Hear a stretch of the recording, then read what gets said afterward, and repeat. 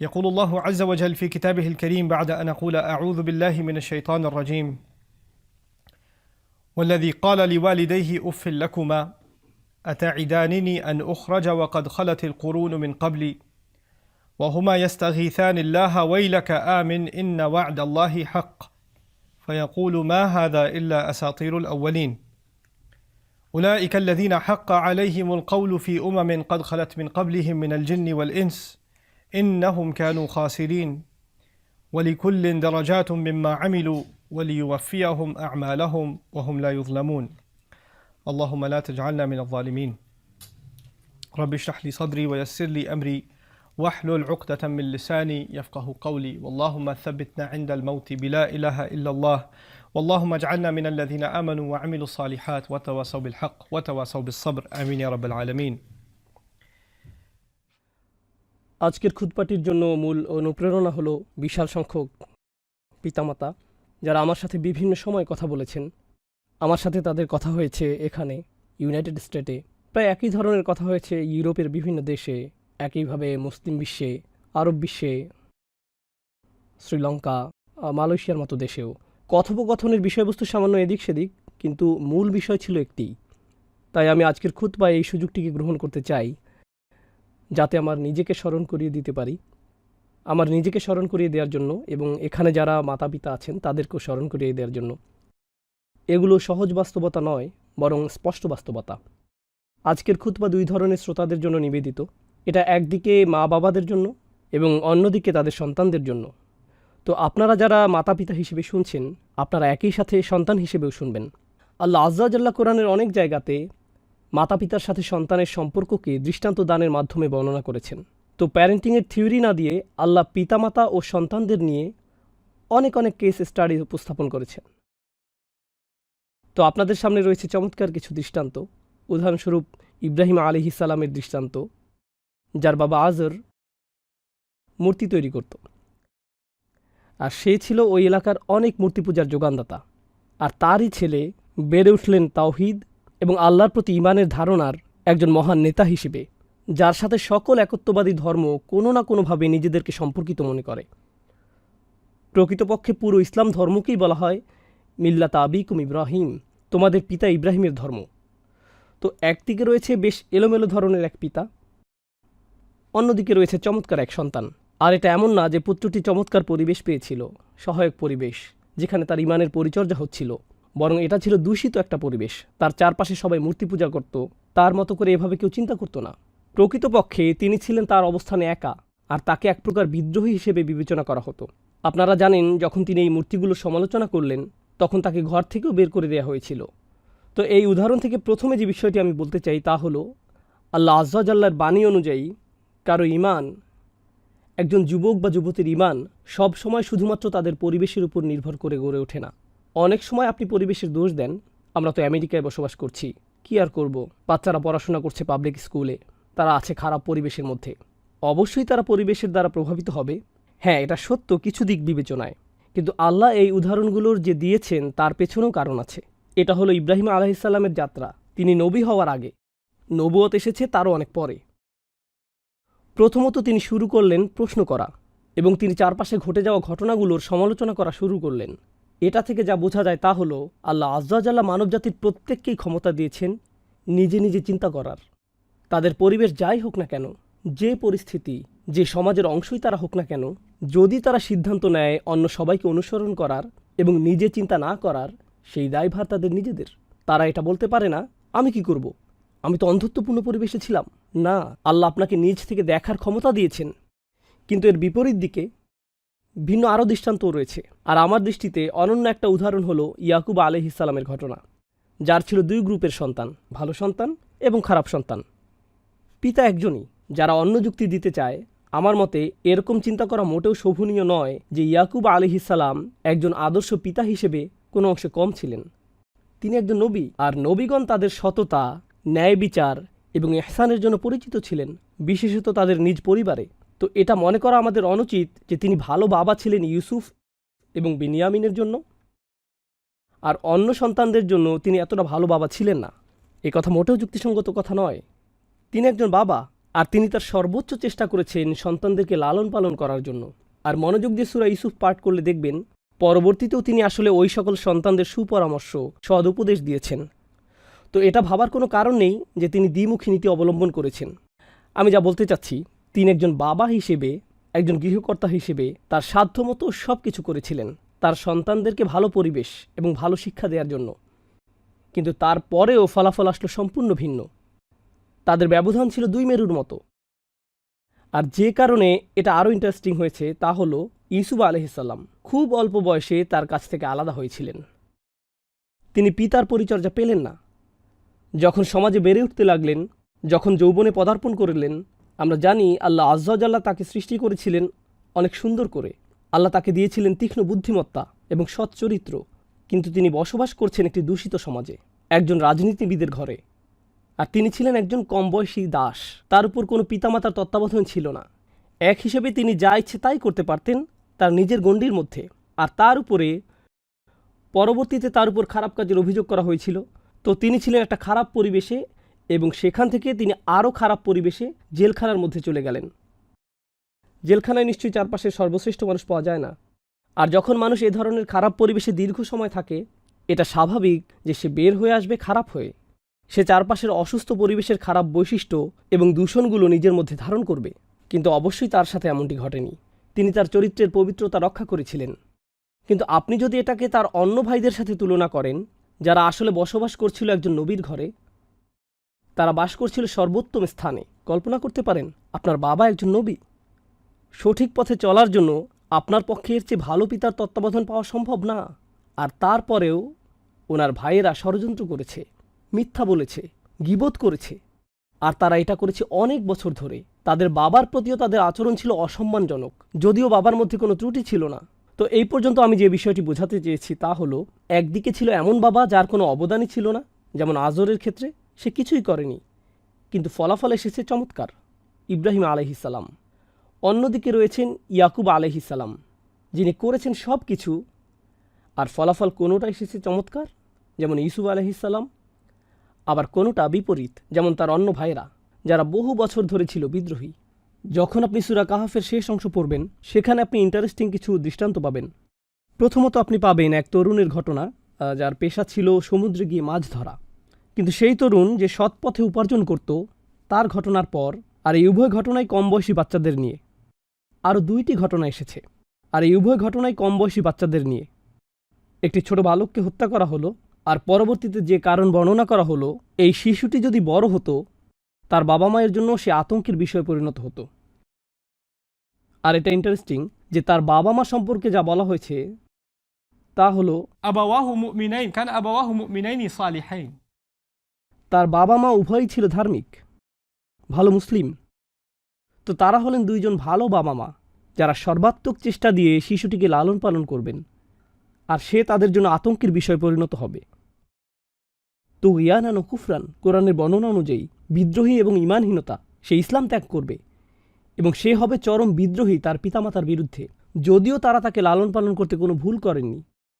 এর অন্য পাশে কয়েকটি এতিম শিশু, যাদের সম্পর্কে আমরা কিছুই জানি না।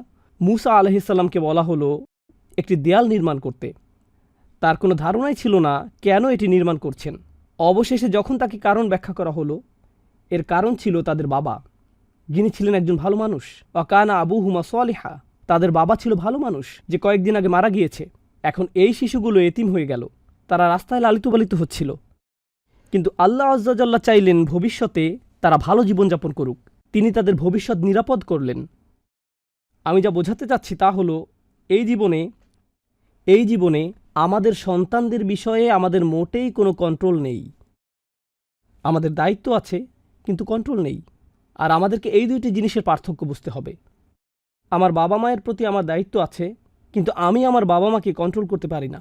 আমার দায়িত্ব আছে আমার সন্তানদের জন্য একটা নির্দিষ্ট বয়স পর্যন্ত, যতদিন পর্যন্ত না তারা নিজেদের ব্যাপারে আল্লাহর কাছে জবাবদিহি করার বয়সে পৌঁছে। যখন তারা বালিগ হয়ে যায়, যখন আল্লাহর কাছে তারা প্রাপ্তবয়স্ক বিবেচিত হয়, এরপরে তারা যখন আল্লাহর সামনে বিচারের সম্মুখীন হবে, তখন আল্লাহ আপনাকে প্রথমে জিজ্ঞেস করবেন না, তিনি তাদেরকেই সরাসরি জিজ্ঞেস করবেন।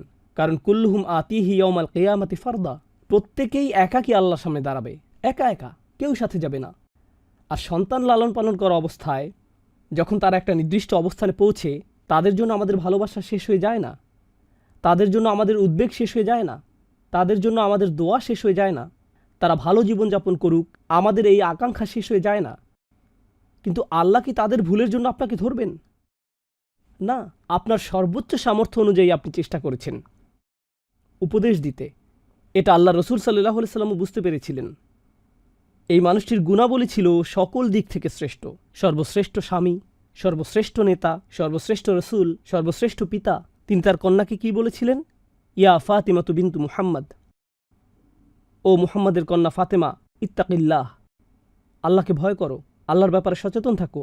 ফা ইন্নী লা আমলিকু মিনাল্লাহি লাকি মিনাল্লাহি শাইআ, কোনো সন্দেহ নেই আল্লাহর সামনে তোমার জন্য কিছু করার মতো কোনো ক্ষমতা আমার থাকবে না। তোমার নিজেকেই আল্লাহর সামনে দাঁড়াতে হবে। তুমি আমার কন্যা, কিন্তু এটাও তোমার কোনো কাজে আসবে না। এমনকি এটাও যথেষ্ট না, তোমার নিজের বিষয় নিয়ে আল্লাহর সামনে তোমাকেই দাঁড়াতে হবে। এটা একটা গুরুত্বপূর্ণ শিক্ষা যা আমাদেরকে বুঝতে হবে। আমরা শুধুমাত্র আমাদের সন্তানদের পরিবেশ পরিবর্তন করেই আশা করতে পারি না যে তারা পারফেক্ট হয়ে যাবে। আমরা পরবর্তীতে তাদের প্রতি হতাশ হতে পারি না যখন তারা ভুল কোনো সিদ্ধান্ত নেয়, কারণ তাদের অনেকেই ভুল সিদ্ধান্ত নিবে। যেমন আমরা ভুল সিদ্ধান্ত নেই, আমরাও আমাদের পিতামাতাকে হতাশ করি, আমরাও আমাদের সব কাজকে কন্ট্রোল করতে পারি না, আমরাও তাদেরকে ঝামেলায় ফেলেছি। তো আল্লাহ কোরআনে যা করেছেন তা হলো তিনি ঘটনা তুলে ধরেছেন। আর প্রথমে আপনাদেরকে যে উদাহরণগুলো দিলাম তা হলো আমার এবং আপনার মনে রাখার জন্য যে আমাদের সন্তানেরা আমাদের জন্য শুধুমাত্র আমানত। কত ভালোভাবে আমরা তাদের লালন পালন করেছি, এইটুকুই। নূহ আলাইহিস সালামকে এটা প্রশ্ন করা হবে না যে কিভাবে তিনি তার ছেলেকে লালন পালন করেছেন। তার ছেলে যতটুকুই বিপদগামী হয়েছিল, তার ছেলে যতটুকুই বিদ্রোহী হয়েছিল, বাবা হিসেবে তিনি তার দায়িত্ব পালন করেছেন, তার সামর্থ্য মতো তিনি করেছেন। বাকিটা তার ছেলে এবং আল্লাহ আজ্জা ওয়া জাল্লার মধ্যে। কিন্তু এর অর্থ এই না যে আমরা আমাদের সন্তানদের ভালোবাসি না। এ বিষয়ে প্রচুর কথোপকথন হয়েছে, বিশেষত মায়েরা, কখনো কখনো বাবারাও দুঃখ যন্ত্রণা কান্নাসহ আসেন। তারা বলেন কিভাবে তারা সন্তান বড় করেছেন, তারা তাদেরকে কোরআন মুখস্থ করিয়েছেন, তারা তাদেরকে মাদ্রাসায় পাঠিয়েছেন, তারা তাদেরকে ইসলামিক স্কুলে পড়িয়েছেন, এক স্থান থেকে অন্য স্থানে গিয়েছেন, কখনো বেতনের কমতি মেনে নিয়েছেন, কখনো ব্যবসার ক্ষতি শিকার হয়েছেন, শুধুমাত্র সন্তানদেরকে ভালো মুসলিম পরিবেশ দেওয়ার জন্য, যাতে তারা ভালো পরিবেশ পায়। এরপর সব কিছু চমৎকারভাবে চলছিল। বাচ্চাটি সবাইকে সম্মান করত, ভালোবাসত, এত চমৎকার বাচ্চা। তারপর হঠাৎ করেই তারা যেন কি হয়ে গেল। এখন আর সে নামাজ পড়ে না, সে বাবা মার সাথে তর্ক করে, সে রাতে দেরি করে ঘরে ফিরে। আর আপনি যখন তাকে প্রশ্ন করেন, সে সহ্য করতে পারে না। আমি জানি না আমি কি করব, আমার বাচ্চার এই রূপ আমি নিজেই চিনছি না, আমি কোথায় যাব, আমি কি করব। আর বারে বারে বারে বারে এরকম ঘটে চলছে। শত শত হাজার লাখো পরিবারে সন্তানেরা নিয়ন্ত্রণের বাইরে গিয়ে বিদ্রোহ করছে। কিন্তু যেমনটি আমি বলেছি, এই খুতবাটি দুই ধরনের শ্রোতার জন্য, বাবা মা এবং তাদের সন্তানেরা। আমি আপনাদের সাথে এই বিষয়টি শেয়ার করতে চেয়েছি। ভালো বাবা মার দ্বারা লালিত সন্তানেরা বিদ্রোহী হয়ে যাচ্ছে, আর তারপর পুরোপুরি অন্য মানুষে পরিণত হয়ে যাচ্ছে। এরকম যে বাবা মার কাছে সন্তানকে মনে হচ্ছে অপরিচিত। আমি এমন ঘটনা দেখেছি যখন ছেলে তার মাকে আঘাত করেছে, শারীরিকভাবে আহত করেছে। আমি এমন ঘটনা দেখেছি যখন সন্তান বাবা মাকে হুমকি দিয়েছে, অভিশাপ দিয়েছে, বাবা মার কাছ থেকে চুরি করেছে, এ জাতীয় সব কিছু। কিভাবে এরকম হলো? কেউ এরকম বলে, আমি তোমাদেরকে কল করি না, কারণ আমি ইসলামে বিশ্বাস করি না, আমি নামাজ পড়ি না, আমি আর ধর্মে বিশ্বাস করি না। আর ওই সকল বাবা মায়েরা মারাত্মকভাবে ভেঙে পড়েন। একজন দুজন না, হাজার হাজার। আল্লাহ কিভাবে এই চিত্রটা তুলে ধরেছেন? অল্প কয়েকটি শব্দে। আল্লাহ আজ্জা ওয়া জাল্লা বলেন, আল্লাযী ক্বালা লিওয়ালিদাইহি, যে তার পিতামাতাকে বলে, উফফিল্লাকুমা, আমি তোমাদের উভয়কে যথেষ্ট সহ্য করেছি। উফফিল্লাকুমা এর অনুবাদ আমি এরকম বলবো না, তোমাদের জন্য ধ্বংস।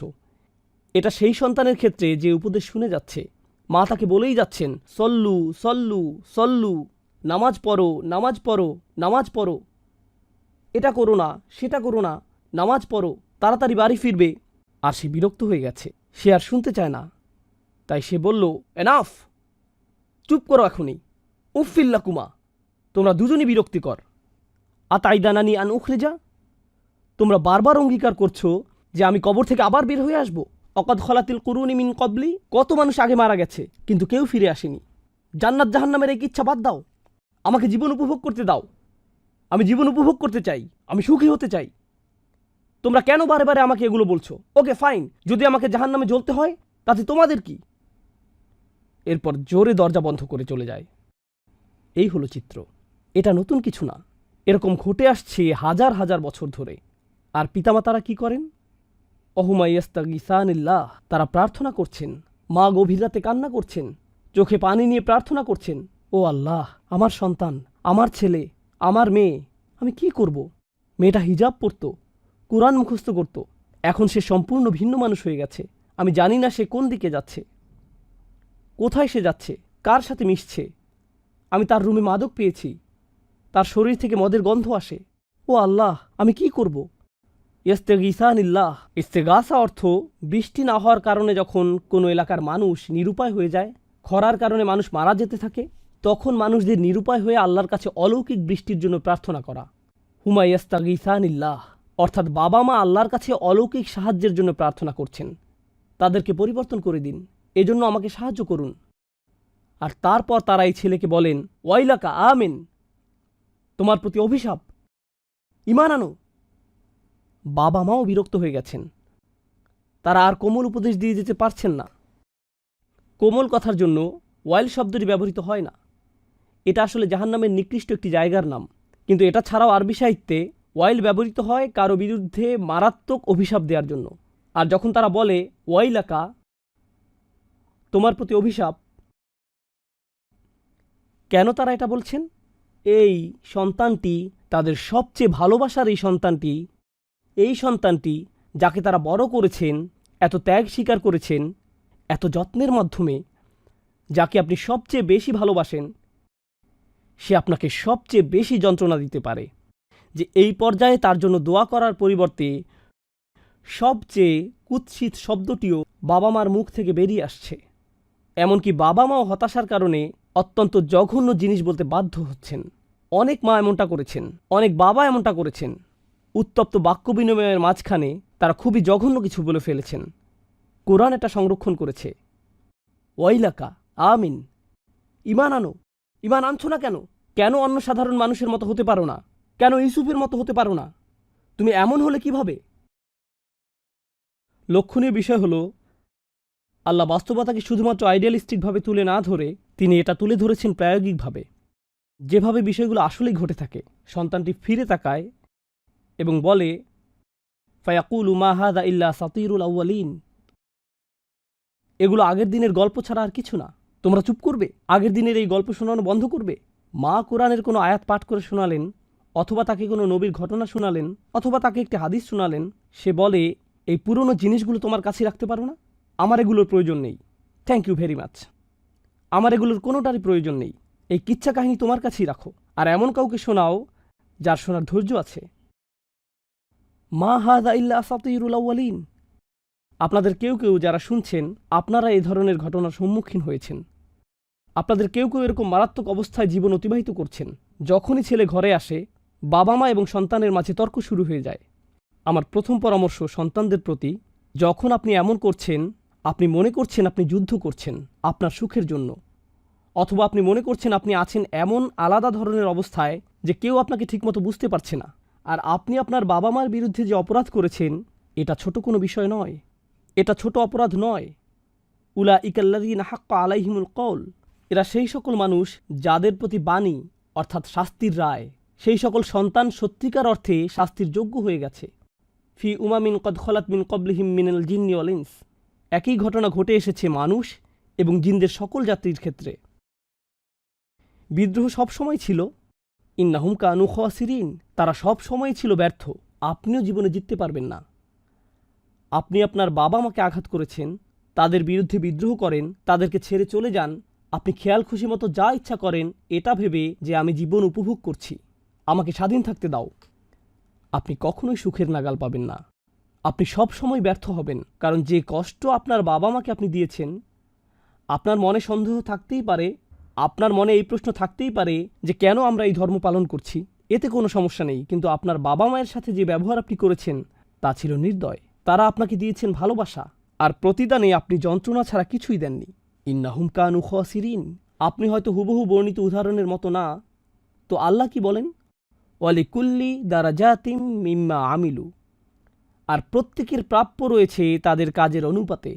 অন্য কথায়, কোনো কোনো মানুষ অনেক বেশি বিদ্রোহী, কেউ কিছুটা বিদ্রোহী। কোনো কোনো মানুষ এখন আর নামাজ পড়ে না, কোনো কোনো মানুষ কিছু একটা হারাম কাজ করে, বিদ্রোহ করছে। কেউ কেউ সম্পূর্ণভাবে ইসলাম ত্যাগ করছে, আর এখন ইসলামকে অভিশাপ দিচ্ছে, কোরআনকে অভিশাপ দিচ্ছে। আপনার গুনাহের মাত্রা অনুযায়ী আল্লাহ আপনার সাথে ব্যবহার করবেন। তো যদিও আল্লাহ একটি চিত্র তুলে ধরেছেন, যা হলো সবচেয়ে খারাপ উদাহরণ, এর অর্থ এই নয় যে সবার অবস্থা এই চিত্রের মতো। আল্লাহ নিজের স্বীকৃতি দিয়েছেন আর বলেছেন, ওয়ালিকুল্লি দারাজাতিম মিম্মা আমিলু ওয়ালিউফিয়াহুম আমালাহুম ওহুম লা ইউজলামুন, তাদেরকে পরিপূর্ণভাবে প্রতিদান দেওয়া হবে আর তাদের উপর কোনো জুলুম করা হবে না। এখন আমি মনোযোগ দিচ্ছি বাবা মাদের দিকে, যারা এই ধরনের ভোগান্তির মধ্য দিয়ে যাচ্ছেন। আল্লাহ আজ্জা ওয়া জাল্লা আমাদের সকল বাবা মাকে রক্ষা করুন এইরকম কঠিন সময়ের মুখোমুখি হওয়া থেকে। কিন্তু প্রথমত, এটা এমন একটি বাস্তবতা যা নবীরাও এড়িয়ে যেতে পারেননি। নূহ আলাইহিস সালামকে এর সম্মুখীন হতে হয়েছিল, ইয়াকুব আলাইহিস সালামকেও এর সম্মুখীন হতে হয়েছিল, রাইট? ইব্রাহিম আলাইহিস সালামও এটা নিয়ে শঙ্কিত ছিলেন। যদিও তার সন্তানেরা ছিলেন অসাধারণ, তবুও তিনি এই বিষয়ে শঙ্কিত ছিলেন। তিনি এই ব্যাপারে দোয়া করেছিলেন, অজনুবনি ও বানিয়া আন্না আবুদাল আসনাম, আমাকে এবং আমার সন্তানদেরকে মূর্তি পূজা থেকে বিরত রাখুন। এটা ছিল ইব্রাহিম আলাইহিস সালামের দোয়া। তো এটা এমন না যে আমরা কখনোই এই উদ্বেগ থেকে মুক্ত হতে পারবো। কিন্তু আমি আপনাদেরকে একটি জিনিস বলবো, এই আয়াতটির মধ্যে একটা ইশারা আছে। যখন আপনার ছেলের বয়স 18, 19, 20, 25, 28 বা 30 হয়ে যায়, সে তখন প্রাপ্তবয়স্ক। হয়তো সে কম বয়সী, হয়তো খুবই অপরিপক্ক প্রাপ্তবয়স্ক, যে মারাত্মক ভুল করে ফেলতে পারে, কিন্তু তারপরেও সে একজন প্রাপ্তবয়স্ক। যখন সন্তান প্রাপ্তবয়স্ক হয়ে যায় আর তারা জীবনে ভুল করে ফেলে, তখন আপনার ভূমিকা কি হবে? আপনাকে এবং আমাকে মনে রাখতে হবে, রুফি আল কলম, আমলনামার কলম উঠিয়ে ফেলা হয়েছে। আমাদের কাজ ছিল তাদেরকে লালন পালন করা যতদিন না তারা প্রাপ্তবয়স্ক হয়ে যায়। যখন তারা প্রাপ্তবয়স্ক হয়ে যায়, তখন থেকে আল্লাহর সাথে তাদের জবাবদিহিতা সরাসরি। এই বয়সে যত বেশি আপনি তাকে কন্ট্রোল করতে চাইবেন, যত বেশি আপনি তাকে বলবেন কি করতে হবে, যত বেশি আপনি তাকে বলবেন যে তোমার বয়স 18, 20, 25 হয়েছে, নামাজ পড়ো, নামাজ পড়ো, নামাজ পড়ো, তত বেশি সে নামাজ থেকে দূরে সরে যাবে, তত বেশি সে বিরক্ত হবে। যখন তার সাথে আপনার দূরত্ব তৈরি হয়ে যাবে, সে আর আপনার সাথে কোনো কিছু করতে চাইবে না। সে আপনাকে দেখবে মা হিসেবে, যে তাকে ভালোবাসে। কিন্তু যখনই সে দেখবে যে আপনি মুখ খুলছেন, তখন বলবে, এই তো মা আবার নামাজ নিয়ে লেকচার শুরু করবে। মা আমাকে পুরনো আলোচনা শুনিয়ে দিবে, কিভাবে তওবা করতে হবে, অথবা কিভাবে আমার উচিত ওই মেয়েটির সাথে কথা বলা বন্ধ করা। ও গড, আমি আর বাসায় আসবো না, আমি বাইরে যাব, আমি আর সহ্য করতে চাই না। আর মায়েরা হয়তো বলবেন, আমি চেষ্টা করেছি দাওয়াতি কাজ করতে, আপনি কি করতে বলেন? আমার সন্তানকে ভালো কথা বলবো না, তাদেরকে ভালো করার চেষ্টা করব না? আসলে আপনি যেভাবে এটা করছেন, সেটা অবস্থাকে আরও খারাপ করছে। বুঝার চেষ্টা করুন। বিশেষত আপনার সন্তান যখন বড় হয়ে যায়, তখন তার সাথে আপনার দুই ধরনের সম্পর্ক থাকে। একটি হলো আধ্যাত্মিক সম্পর্ক, যার মাধ্যমে আপনি তাকে উপদেশ দেন, নসিহা, পরামর্শ, এটি হলো আধ্যাত্মিক সম্পর্ক। আরেকটি হলো ইমোশনাল সম্পর্ক। একজন মা তো মাই, তিনি তার সন্তানকে ভালোবাসেন। যদি সন্তান পৃথিবীর সবচেয়ে খারাপ মানুষও হয়, তারপরেও তিনি তার সন্তানকে ভালোবাসেন। তার বয়স যদি 45 বছরও হয়, তারপরেও সে তার মায়ের কাছ থেকে ইমোশনাল সাপোর্ট চায়। তখনও সে তার মায়ের কাছে ছুটে যায়, ভালোবাসা এবং যত্ন পাবার আশায়। বাকি সবাই মুখ ফিরিয়ে নিলেও আমার মা কখনোই আমার থেকে মুখ ফিরিয়ে নেবেন না। এই দুইটি জিনিস, আধ্যাত্মিক পথ নির্দেশক হিসেবে আপনার ভূমিকা এবং একজন মা বা বাবা হিসেবে আপনার ভূমিকা, এগুলো দুইটি আলাদা জিনিস। আর কখনো কখনো যখন আমাদের সন্তানেরা বিদ্রোহ করে এবং আল্লাহর থেকে দূরে সরে যায়, তখন তারা চায় না যে আপনি দ্বীনের দাওয়াত দেন, তারা চায় না যে আপনি তাদেরকে আধ্যাত্মিক পরামর্শ দেন। তারা চায় যে এই অবস্থায় আপনি শুধু মা হিসেবেই থাকেন, শুধু খাবার রান্না করে দিন, কিছু সময়ের জন্য দ্বীনের কথা বন্ধ রাখুন, সম্পর্কটা টিকিয়ে রাখুন। কারণ আপনি জানেন, গত 10 বার আপনি যখন এই প্রসঙ্গ তুলেছেন, তখন কি ঘটেছিল। বাবাকে পরামর্শ দিন, তিনি যাতে রেগে না যান। ছেলে বাসায় আসে প্রতি মাসে একবার, আর এই সময়টুকুতে বাবা বলে দিলেন, এতদিন পর তোমার আসার সময় হলো। আর ছেলে বলল, এই জন্যই আমি আসি না, কারণ আপনি এভাবে কথা বলেন। আর সে আবারও বের হয়ে গেল। কি পেলেন আপনি? কি পেলেন? এই জন্যই আপনি বুঝতে পারবেন, যখন ইয়াকুব আলাইহিস সালামের কাছে রক্ত মিশ্রিত জামা নিয়ে আসা হলো, আর তিনি জানতেন যে তার সন্তানেরা মিথ্যা বলছে। তিনি এটা জানতেন। তিনি বুঝতে পেরেছিলেন যে এই মুহূর্তে আমি কিছুই করতে পারবো না। তো যে শব্দগুলো তার মুখ থেকে বের হয়ে গিয়েছিল, সেই শব্দগুলো চিরকাল অনুপ্রেরণা যোগাবে যাদের প্রাপ্তবয়স্ক সন্তান তাদের কন্ট্রোলের বাইরে চলে গেছে। فصبر جميل والله المستعان على ما تصفون। আমাকে এখন দেখাতে হবে সুন্দর ধৈর্য। প্রসঙ্গত কুৎসিত ধৈর্য বলেও একটা বিষয় আছে, কিন্তু তিনি দেখিয়েছিলেন সুন্দর ধৈর্য। তিনি মুখের হাসি ধরে রেখেছিলেন। কমপক্ষে সম্পর্কের ইমোশনাল দিকটি রক্ষা করে চলুন। কেমন আছো বাবা? ঠিকমতো খাওয়া দাওয়া করেছো তো? সব কিছু ঠিক আছে নাকি? দিনের প্রসঙ্গ আনবেন না, শুধু সম্পর্ক রক্ষা করে চলুন। কেন? আমি এটা কেন বলছি? কারণ শয়তান সেই নির্বোধ ছেলে বা মেয়েটির কাছে আসবে আর বলবে তোমার বাবা মা তোমাকে ঘৃণা করে, তারা সব সময় তোমার সমালোচনা করে, তারা সব সময় তোমার দোষ ধরে, লেকচার দিতে থাকে। তাদের কথা ভুলে যাও, তারা তোমাকে ভালোবাসে না। যদি তারা ভালোই বাসতো তাহলে কি এভাবে কথা বলতে পারতো? তখন সে চলে যাবে অনেক অনেক অনেক দূরে। মা বাবা হিসেবে এখন আপনার কাজ হলো, কাজটি সম্ভবত গভীর রাতে উঠে ডায়াপার পরিবর্তন করার চেয়েও কঠিন, এবং যখন তাদের জ্বর আসতো তখন রাত 2টার সময় হাসপাতালে নিয়ে যাওয়ার চেয়েও কঠিন। আর স্কুল জীবনে তাদের তত্ত্বাবধান করা, তাদেরকে রেডি করানো, সেই সকল ক্লান্তিকর বছর যা আপনি পার করেছেন তা ছিল আসলে সহজতর। আপনাকে এখন যা করতে বলা হবে তা অনেক বেশি কঠিন, আর তা হলো সুন্দর ধৈর্যের দৃষ্টান্ত স্থাপন করা, আর তাদেরকে উপদেশ দেওয়ার জন্য আপনি ছাড়া আর অন্য কোনো উৎস খুঁজে বের করা। হতে পারে অন্য কোনো ব্যক্তির উচিত তাদের সাথে কথা বলা। প্রসঙ্গক্রমে একটা নির্দিষ্ট বয়সে আমাদের সন্তানেরা মনে হয় যেন এমনভাবে প্রোগ্রাম করা থাকে, আর আপনিও একসময় এমন ছিলাম।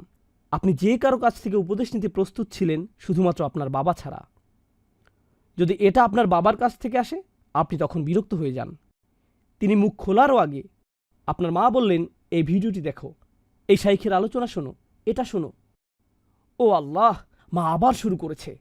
মানুষ আমার কাছে আসে, তারা আমাকে বলে, জানেন আমি আপনাকে ঘৃণা করি। আমি বলি, আমার অপরাধ কি? সমস্যা আপনার না। আমার মা সব সময় আমাকে আপনার ভিডিও দেখতে বলে। দয়া করে আপনার সন্তানকে আমার ভিডিও দেখতে বাধ্য করবেন না।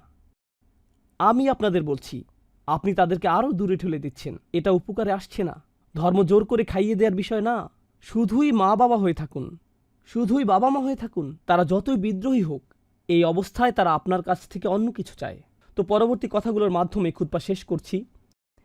এমনকি সূরা লোকমানেও, যেটা হলো কোরআনে প্যারেন্টিংয়ের উপর সবচেয়ে দীর্ঘ অনুচ্ছেদ, কোরআনের অন্য কোনো জায়গায় এমন বড় আকারে প্যারেন্টিং বিষয়ক বর্ণনা আসেনি। যদিও এটাও খুব বড় না, কিন্তু এটি লোকমান আলাইহিস সালামকে নিয়ে।